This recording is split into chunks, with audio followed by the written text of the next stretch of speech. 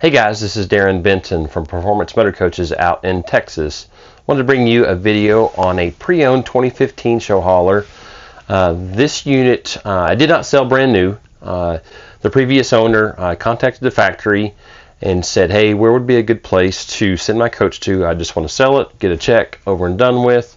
Unfortunately, the previous owner's health just kind of became just declined, and I'm sure he felt like he was giving up a lot of his independence, and so I can definitely understand him not wanting to retail the coach, deal with that aspect of it. So he contacted me about 2.5-3 weeks ago and said, hey, I just want to sell my coach to you. I'll bring it to you.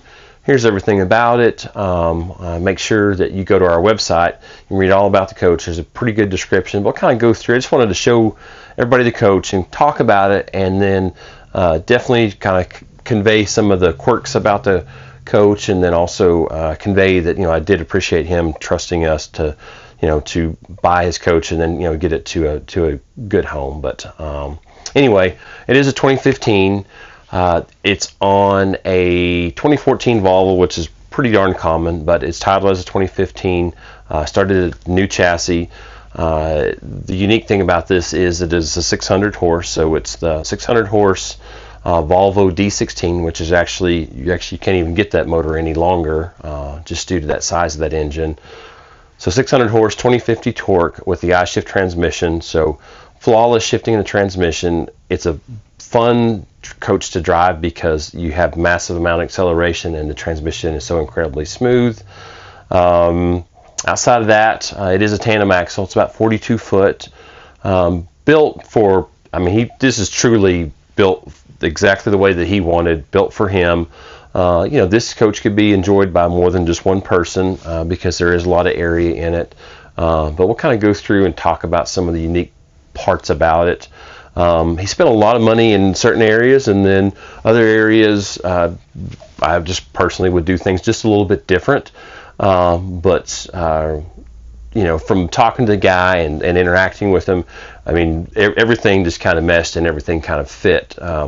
You could tell that he was proud of every little aspect of the coach. But we'll kind of go through and kind of check everything out. So this is actually standard height, so a little over 7 foot. Pretty much everything I build is an extra height, gets you up to about 94 inches interior, but you can obviously see in a standard height coach, it's really not a low ceiling coach. You start comparing to the diesel pushers and whatnot, and they're considerably lower than this. So 7 foot is really a fair amount of room. You can see the slides here. Kind of the reason why you would do additional height is just makes them feel bigger. If you're going to stick your head inside the slide, you don't have to worry about whacking your head. But I'm 6 foot tall, and really and truly, I don't have to worry about this unless I'm just standing at full attention. So single slide here, standard height, a lot of natural maple. He did some oak accents as well, just to kind of break it up and do things just a little bit different.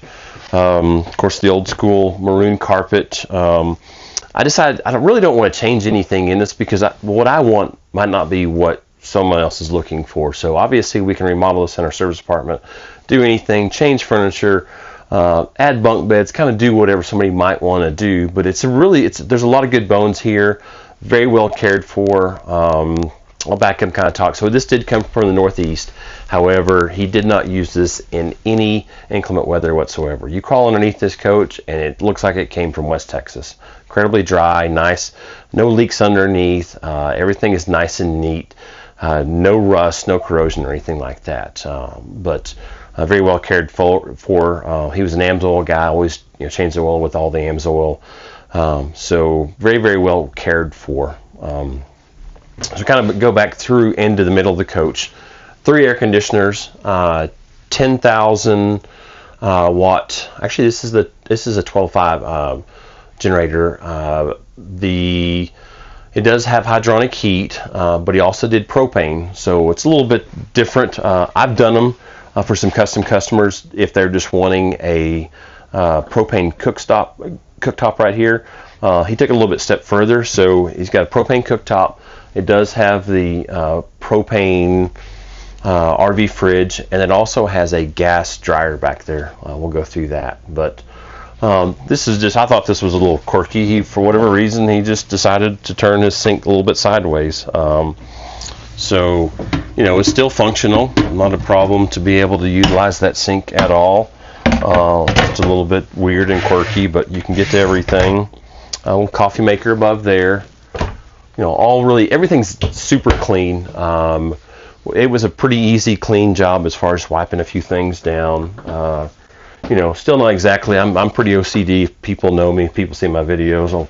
Obviously, I'll go back through and get that stainless, spotless clean back there. But you know, like I said, everything functions. No issues whatsoever. I mean, the coach is ready to be on the road tomorrow. I'll flop around and kind of start back over here. Obviously, thermostat. This guy, he was a like a hand radio operator, so he had this set up to be able to do his radios and such, and so he could run cables through here. So he had some cable connections and some 12-volt connections right here. Like I said, I can just kind of envision him kind of hanging out here, having his radios set up through there, having a radio there and a radio there, kind of just sitting here just kind of hanging out. See some of the wiring and such back in there. Just his old recliner here. You decided you wanted a couch here, like a small love seat. We could pull all this out and put a love seat, no problem.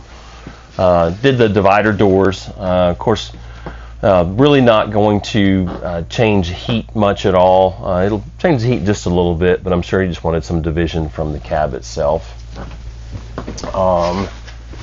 Up top here, this could be converted back into an overhead bunk here. Pretty cool little hatch right there. That hatch is new, and the roof has been all sealed and such. Little ladder that folds up and be able to access that hatch right there. This is a jackknife couch, so basically sleeps one. The dinette does flip down, converts to one. These are a whole bunch of additional runners. There were runners all over the floor whenever we got them. We pulled them all out, and there's already a second set, so the idea was we were probably just going to chunk the original set of runners, throw those in the trash, and if you like the runners, you can put all those brand new runners down everywhere. Large window openings everywhere. Does have the MCD shade, so you got a night shade, and then you have a, if I can get it underneath, a little sunshade right there. Go back over here. He had this set up to do like a little computer workstation, have a printer. I'm sure his printer was probably the biggest printer you could possibly find to be able to go on there, but you could set that up, maybe put a blender on there or something like that. Little RV type fireplace, not exactly my cup of tea, but you know, would be a nice little heat source there. Additional storage here, like I said, you know, and this could be utilized for additional pantry, kind of whatever.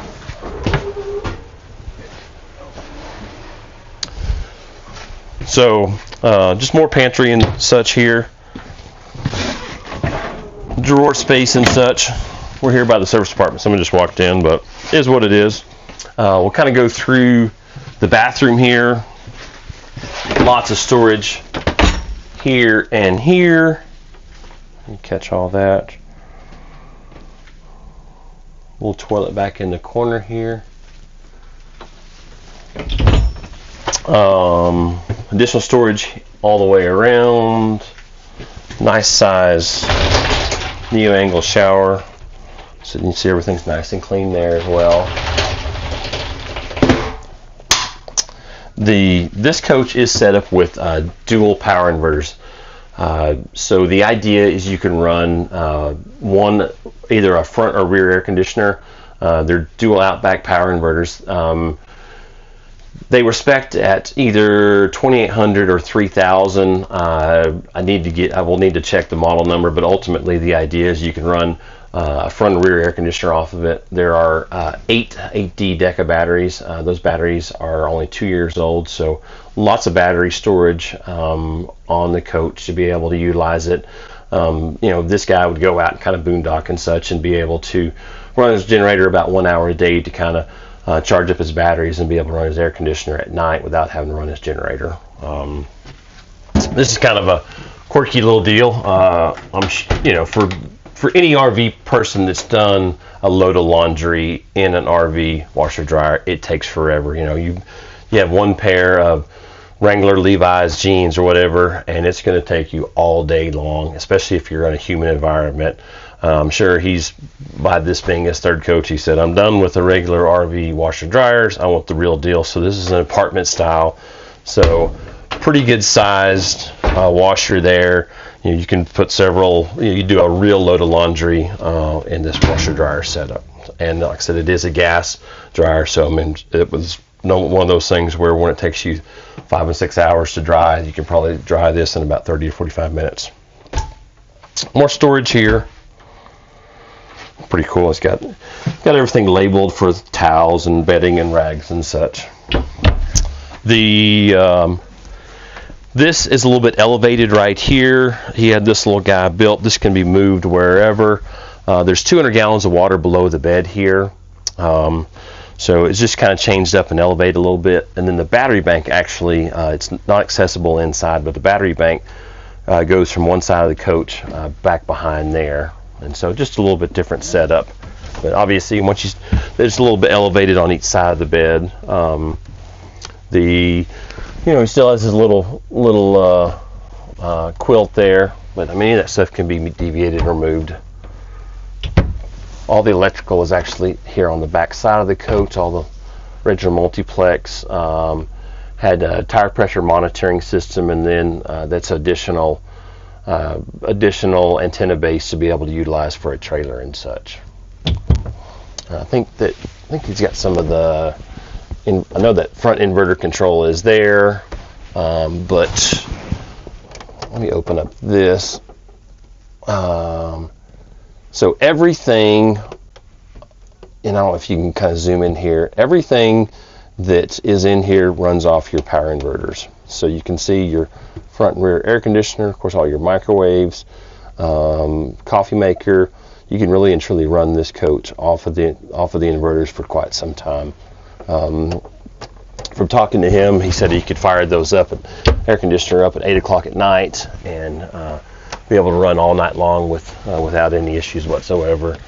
All the Showhaulers are pretty well insulated compared to most other RVs, so once you get this coach cooled down, it stays there. I can tell you, like we came in here about Wednesday of last week, 110 degrees outside, fired up the air conditioner, and I came back here and the rear air conditioner wasn't operating because it was set on 62 and it had already reached that temperature. So pretty impressive to get 62 degrees on a 110 degree day inside of a motorhome.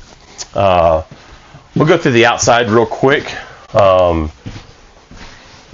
You'll probably hear people talking, you'll hear tractors moving, trailers and boats and whatnot, but we'll kind of go through and just do it really quickly.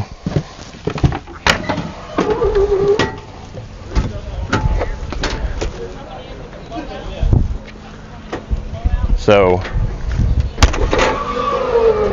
those storage compartments, I've got a guy coming to buff this today. A nice polish job all the way around. You can see everything's nice and clean. Slide out propane tanks right there. The Oasis hydronic heater there. So that's a diesel-fired boiler that will heat the coach and also heat your domestic water. Did a pretty good job. You can see this right here. It's got little bins and such for just extra pieces, parts. Any of the little smudging and whatnot, that'll all be addressed here in just a bit once we get it all polished up, cleaned up. All the wheels are clear coated, so the wheels are in really good condition. I think it's about a 22-foot Weather Pro awning.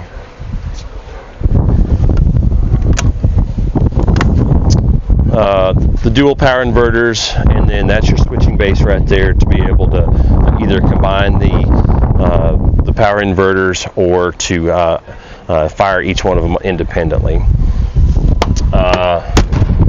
All your battery bank right here slides from left to right. Standard ladder, 40,000 pound hitch. The upper ball assembly is actually rated at 30,000 pounds there. And there's the train. That's actually a fuel input.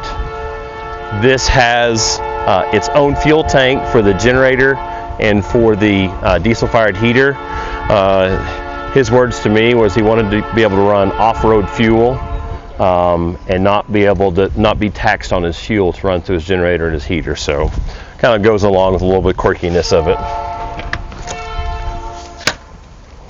And he actually put the generator right here. He really didn't utilize the generator too much. And with the inverter base that's on it, you can pretty much run up and down the highway and keep the air conditioners running off of the inverters, not have to run that.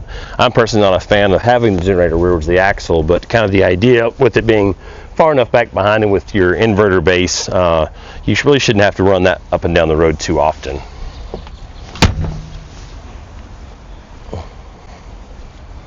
Really didn't do anything to the exterior, I mean, other than wash it. Like I said, it will be polished, it'll look great.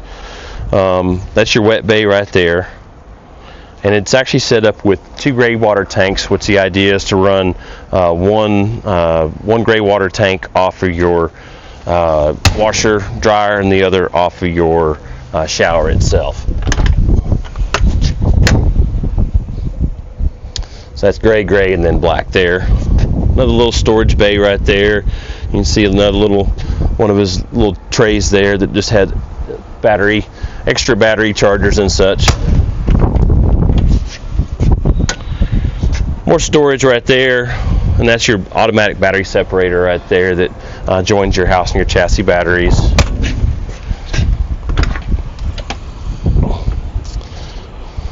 That's your chassis battery setup right there, and then the hydraulic pump for your levelers. Luckily, this was one of the Volvos that was built right. A lot of these Volvos actually had the fuel tank further back, and so the fuel fill was rearwards the axle in the storage compartment. Definitely a pain in the rear. But you can kind of see how nice and clean everything is here.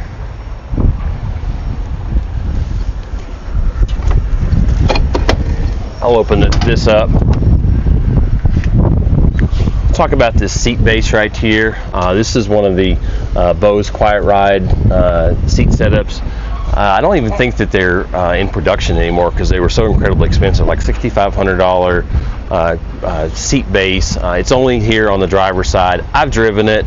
I can't tell a huge difference, but I mean the Volvos are really a comfortable truck. I just drove it across town to get a weight ticket on it. When I looked down, I was running 75, 80 miles an hour within a mile from here. So nice comfortable truck, very easy to get into, lower cab. Just a little bit different than what I typically use as far as the Freightliner Cascadia. If you're looking for a shorter coach, definitely the Volvo is the way to go because the cab itself is lower. Just everything kind of integrates a little bit better as a standard height coach. Come out here to the front. He did upgrade the headlights to like a projector style headlight. The far better than any of the factory setup. But you can see, it's really clean, not beat up by rocks or anything like that. Then once we get it polished, we'll get that front strip right up there polished. That's all just polished aluminum, and that's just from some of the water that's kind of come off the front. But definitely a unique unit. Apologize for the train, apologize for a little bit of the noise. Just wanted to do a pretty quick little video to let some of our customers know what we have here. Make sure you press the like button. Keep on coming back. Thank you.